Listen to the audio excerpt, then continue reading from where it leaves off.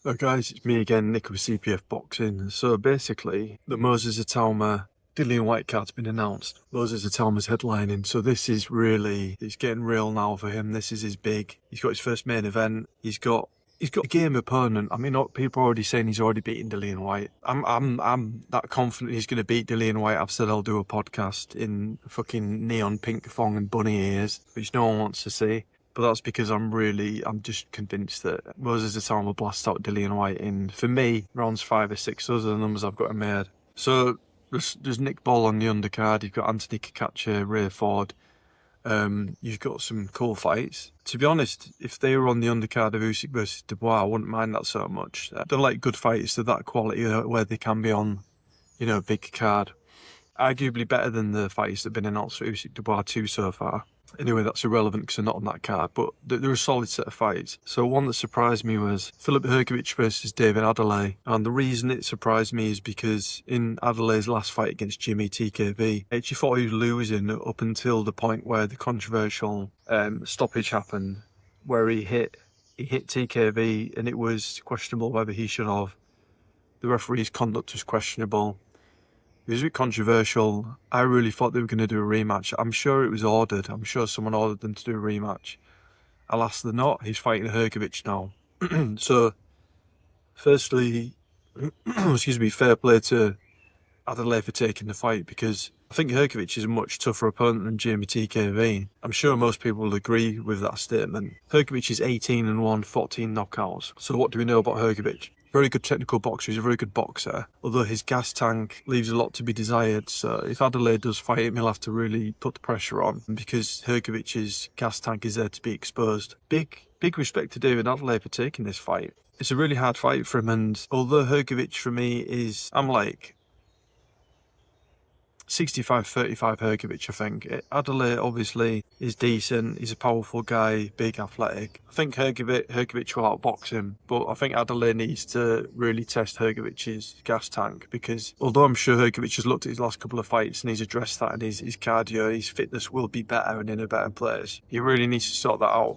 I do think Hrgovic will beat him. It's just like big respect to David Adeleye for taking the fight, because a lot of people won't have him as the favourite, and also he could have done the rematch with Jamie TKV. But he's taking the Hrgovic fight. Hrgovic is still up there. If Adeleye beats Hrgovic, he's up there. He moves up a few notches. So it's actually quite an exciting fight. Do you think Hrgovic will win? I think he'll outbox him. Yeah, but I was just really surprised at that. I thought Hrgovic may fight Frank Sanchez. I thought Adeleye was on a collision course with Jamie TKV, but obviously not. So you've got Hrgovic 18-1. He's got his one loss. Adeleye, I'm pretty sure Adelaye's only got one loss as well. Yeah, 15-1, 13 knockouts. So Adelaye's knockout ratio 86%. Filip Hrgovic's knockout ratio 77%. So both pretty high. I'm looking forward to the fight.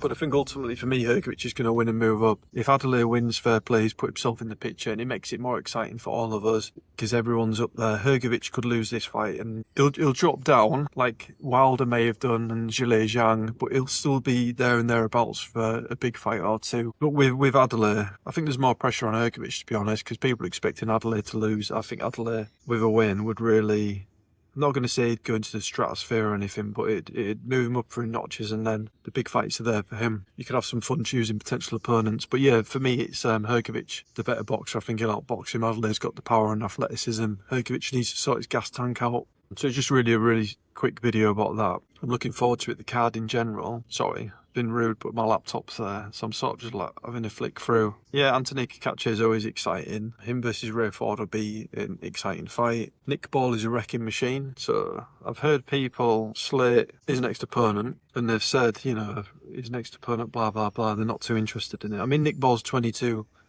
and won 13 knockouts. We've seen what he can do. He's fighting Sam Goodman next, who's 20-0. So, the guy's unbeaten. Knockout ratio of 40%. So, yeah, give him a chance. From Australia. Yeah, I'm excited about that. I'm excited about seeing Nick Ball again. He's just really, he's quite unorthodox in the sense that due to his size, and I know we shouldn't do it, but sometimes you're like, oh, the size of them.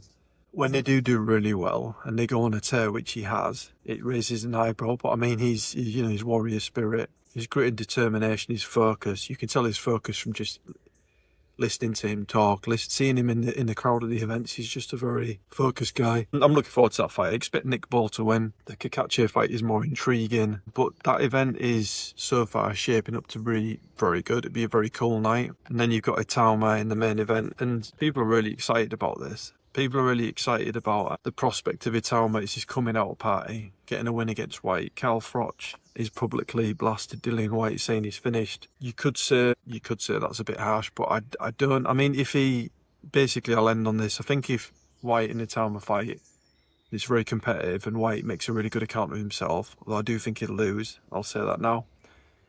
He could have a fight or two left because he's still quite a big name. If he fights Itauma and he gets blasted out, and Itauma just brushes him aside, KOs him with relative ease, I think he's done, really. Especially after his last couple of performances, his inactivity, the drug thing. Yeah, so Cal Froch makes brutal prediction for Itauma versus Dillian Whyte. Yeah, he believes Moses Itauma will flatten Dillian Whyte. Most people, in fact everyone I've heard have an opinion on it, has said that. I believe he'll flatten him. A lot of other people have. People have said Dillian Whyte, if he can still throw his left hook with the conviction that he always has, he might be able to test Moses Itauma's chin, which hasn't been tested. Then that'll ask a lot and answer a lot of questions. I'm not too sure. Nick with CPF Boxing. Let us know what you think. Comment, like, subscribe as usual. Thanks for watching. Yeah, have a good day. Have a good weekend. There'll be more content. Like I said, I'm getting a new phone today. I'm going to give that a spin. It's a Google Pixel 9 Pro. See what that's like. Otherwise, thanks for watching as usual. I appreciate it. I still need to do a mental health video. I'm going to do that, but that's going to be a longer video, and I'll have to take a different approach to that one. I was actually thinking of getting a guest maybe to come on and chat to me about it, because parts of it would be difficult for me to talk about, having had at points a fantastic life, blessed existence, but also at points not so great, struggles with mental health. Maybe I might get my mate Azam to come on and talk about it. I know he's quite a cerebral guy as well. See what happens anyway. Anyway, enjoy your day. Thanks for watching. I'll fuck off. I'll get another coffee, I think. Peace.